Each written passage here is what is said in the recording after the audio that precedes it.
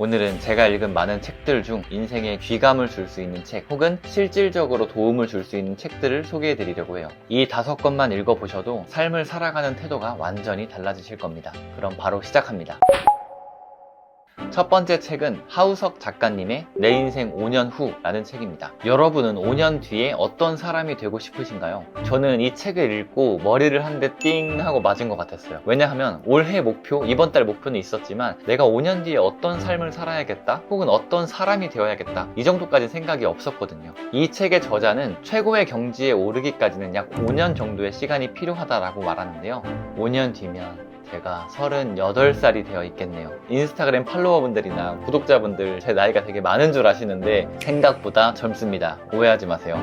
이 책에 나온 가슴 뜨거워지는 문장 하나만 읽어드릴까요? 우리가 자주 실패하고 좌절하는 것은 아직 목숨 걸고 이루어야 할 만한 일을 시작하지 못했기 때문이다. 설령 그와 같은 일을 시작했다 할지라도 5년을 버티지 못하고 중도에서 포기했기 때문이다. 따라서 우리가 지금 당장 해야 할 일은 명확하다. 먼저 내 인생의 대표작으로서 무엇을 남기고 싶은가에 대해 생각해야 한다. 그리고 내 인생의 대표작을 완성하는 5년 프로젝트를 세워야 한다. 여러분들은 5년 동안 올인하고 싶은 일이 있나요? 혹은 내 가슴 뜨겁게 뭔가 달려보고 싶은 그런 일들이 있나요? 만약에 없다면 이 책을 읽어보시고 내 5년 플랜을 세워봐도 좋을 것 같습니다.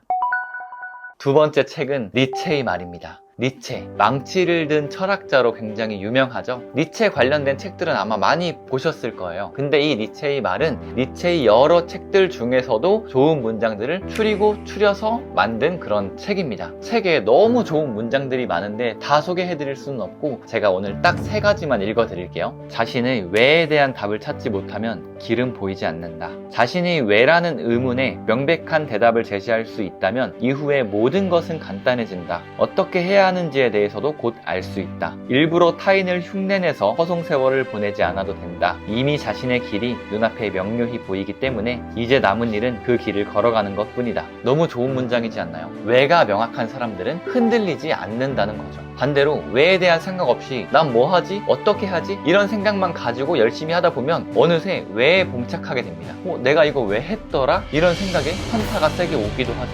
니체의 말대로 왜에 대해서 먼저 생각해 볼 필요가 있을 것 같아요. 또 다른 문장 하나 소개해 드릴게요. 조금의 억울함도 없는 삶을 이라는 메시지입니다. 지금 이 인생을 다시 한번 완전히 똑같이 살아도 좋다는 마음으로 살라. 너무 좋은 말이지 않나요? 이 인생을 똑같이 살아도 좋다는 마음으로 살라는 거예요. 즉 후회 없이 살라 이런 메시지인데요. 이 문장은 정말 가슴을 뜨겁게 해주는 문장 중에 하나인 것 같아요.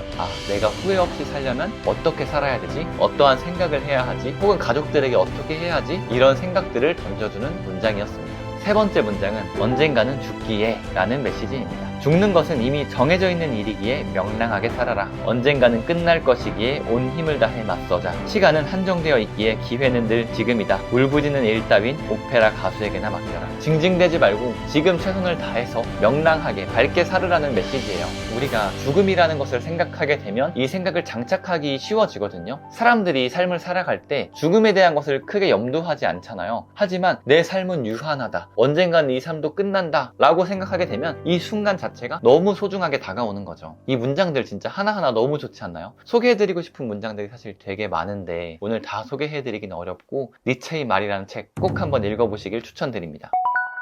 세 번째 책은 빅터 프랭클의 죽음의 수용소에서 라는 책입니다. 빅터 프랭클 박사가 실제로 수용소에 갇히게 되면서 온갖 고문과 학대를 거치면서 살아남은 이야기를 전하는데요. 이 책의 핵심 메시지는 내가 살아야 하는 이유, 목표 이런 것들이 명확하면 어떠한 상황에서도 살아남을 수 있다는 말입니다. 그것이 없는 사람들은 이 수용소의 생활을 견디지 못해 죽음을 맞이했고 빅터 프랭클 박사처럼 나의 목표 혹은 삶의 이유가 명확한 사람들은 어려운 상황에서도 결국 살아남게 되었죠. 그리고 이 책을 추천하는 또 하나의 이유는 이 빅터 프랭클 박사가 겪었던 그 온갖 수모들이 이 책에 다 나와 있는데 사실 적나라하게 말하면 되게 자극적일 정도로 좀 세요. 근데 이 상황들을 보면서 나는 참 감사한 시대, 감사한 상황에 살고 있다 이런 생각까지 들게 해주는 책입니다.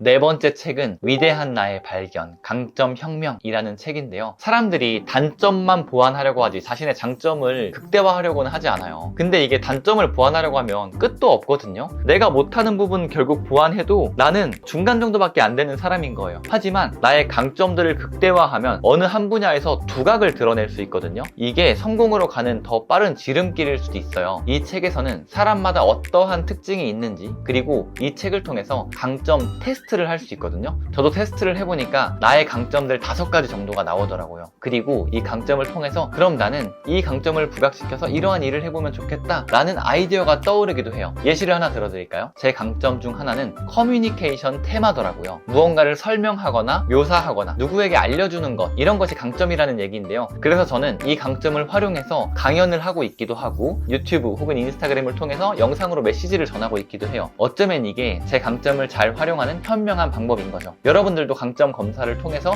내가 잘하는 것은 무엇이지? 내가 더 극대화시켜야 될 부분은 무엇이지? 라는 것을 한번 캐치해내시면 좋을 것 같습니다. 마지막으로 추천드릴 책은 습관에 관한 책인데요. 제가 제일 좋아하는 문장이자 좌우명은 처음에는 내가 습관을 만들지만 나중에는 습관이 나를 만든다 라는 문장이에요. 그만큼 습관이 중요하고 습관이 실제로 삶을 변화시켜 주거든요. 그래서 습관책을 소개해드리려고 하는데 제가 많은 습관책을 읽어봤을 거 아니에요. 그 중에서 가장 추천드리는 책은 제임스 클리어의 아주 작은 습관의 힘이라는 책이에요. 이 책을 추천하는 이유는 정말 다양한 연구 사례와 과학적으로 입증된 습관을 정착하는 방법들이 담겨 있어요. 즉 경험뿐만 아니라 과학적인 근거와 데이터까지 가미해서 쓴 책이라는 거죠. 오늘 내 인생 5년 후부터 아주 작은 습관의 힘까지 인생에 정말 도움이 될 만한 책 5권을 추천드렸는데요. 이 책들은 제가 정말 강력 추천드리는 책이니 꼭 한번 읽어보시고 지인분들께 추천드려도 좋을 것 같아요. 앞으로도 더 많은 책들, 그리고 유익한 정보들, 그리고 그것들을 제가 접목시키면서 얻었던 경험, 교훈들을 전해드릴 테니까요. 저와 함께 부자로 나아가고 싶으신 분들은 구독을 눌러주시고요. 제 영상을 빠르게 받아보고 싶으신 분들은 알림 설정까지 해주시기 바랍니다. 그럼 다음 영상에서 더 유익한 콘텐츠로 찾아뵙겠습니다. 감사합니다. 안녕.